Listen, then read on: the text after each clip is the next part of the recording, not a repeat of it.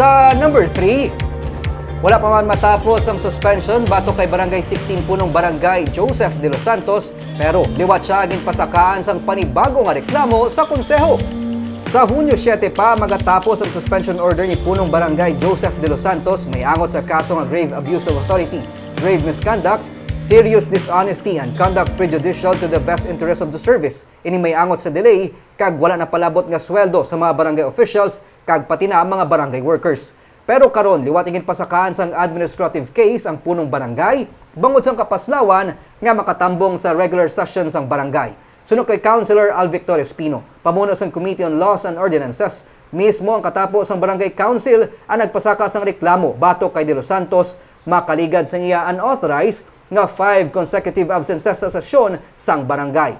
Ginhinyo man sa mga tagreklamo nga mapaydalom liwat sa preventive suspension ang suspended nga punong barangay.